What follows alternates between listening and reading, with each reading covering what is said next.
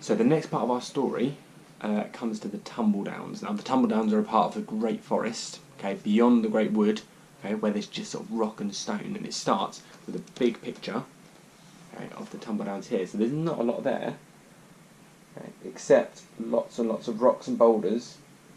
Okay. I've got another picture here of Zam. So we think now, in this one,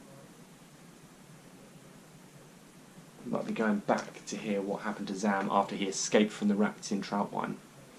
This chapter is called Brocklin's Story.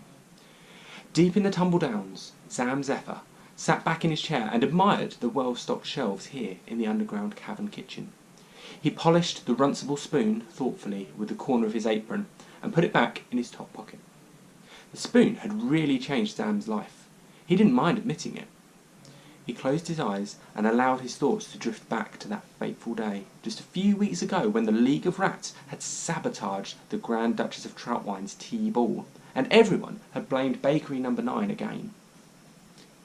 As the palace guards in their white tunics and tall plumed helmets had marched down the steps into the gardens and arrested Balthazar Boab, the rats had scuttled back into the sewers. Zam had run down the steep sloping streets from the palace and into the winding alleys of the Lower East Side. Reaching Bakery No. 9, Zam let himself in by the back door and crept into the pantry. The bakery was quiet. There was no sound of rats. There was no sound of rats' claws on the floorboards above. But Zam knew he didn't have much time. He picked up 2 flour sacks and entered the flavour library. "Need some help?" said a soft voice, and looking down, Zam saw the sugar-spun princess looking up at him. Behind her loomed Ginger. "Here," said Zam, handing them the flour sacks. "Fill these with as many jars as you can." He grabbed another flour sack and went over to the chest of drawers and began filling the sack with recipe parchments and any useful ingredients or equipment he could find. When the sacks were full, the sugar-spun princess helped Zam tie them up and secure them to the broom handle. Ginger lifted the broom to his shoulders as effortlessly as if the bulging sacks were filled with feathers. Then he scooped up the sugar-spun princess, and they stood for a moment looking down at Zam. "Now what?" said the princess. "We get out of the city," said Zam. He hoped he sounded decisive, but the truth was he wasn't sure where to go. His world was crumbling around him like an overdunked biscuit in tear-water tea. Zam needed order and a clear plan to feel confident, but things were just moving too fast. "I've saved as much as I can, and I'll keep it safe while we work out how to rescue Balthazar," he added. Ginger gave a deep, gurgling groan. "According to Ginger, the spoon says we should head for the Great Wood," said the sugar-spun princess. "Well, that's as good a place as any," said Zam, patting his top pocket and feeling a little better. They left the bakery by the back door and stepped out into the alley. "Well, well, well," came a sneering voice. Zam spun round. Blocking the alley were at least 20 rats, with Eryx at their head. He soothed down his greasy fur and raised a catapult. "We've come for the spoon," he said. Zam turned around, only to find the way blocked by 20 more rats led by Rufus, his catapult at the ready. "And this time your gingerbread friend can't save you," said Walters. The rats turned their catapults on Ginger. Zam noticed that they were loaded with glistening pink balloons.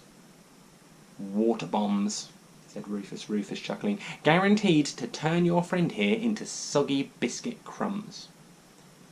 Zam reluctantly reached for his top pocket. Inside it he thought he could feel the spoon trembling. "Don't do it," pleaded the sugar-spun princess. "You run! We'll go down fighting."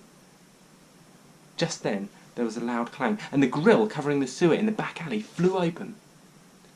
Out came the water badger in a leather coat and cap, swinging a large oar. Rats went flying, their water bombs burst as they dropped their catapults, and Ginger did a galumphing dance, avoiding the puddles.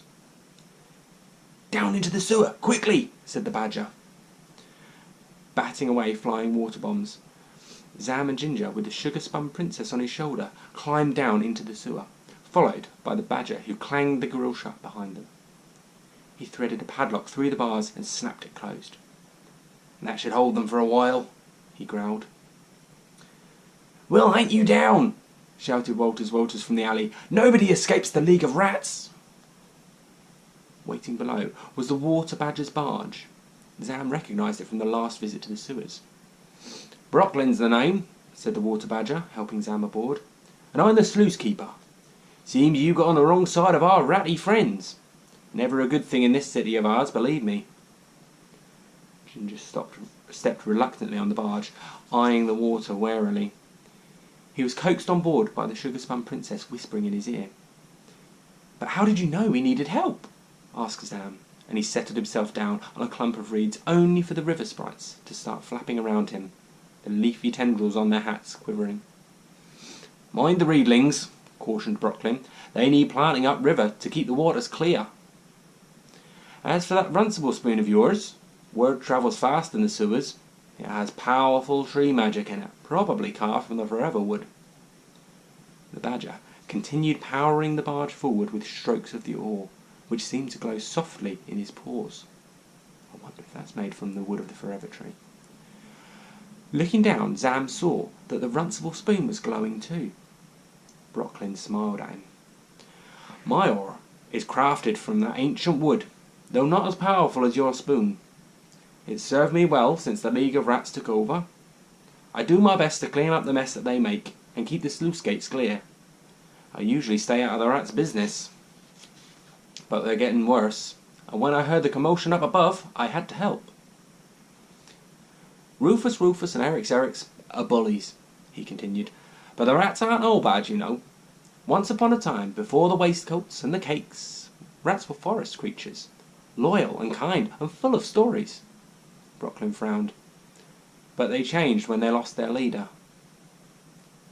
"But I thought the king rat, Tiberius, was their leader," said Zam. "He is now, but it wasn't always that way. We've got a long journey ahead of us. I'll tell you the story on the way." "Make yourself comfortable," said Brocklin, guiding the barge through the dark sewers. "I can take you as far as the North River Falls," he said, "to the Tumble Downs. Then you're on your own." I'm going to stop there. So, that was the last part of how Zam escaped from the city of Troutwine, and he escaped from the rats. But I wonder what the story behind the rats is, and how they came to change. It's an interesting one.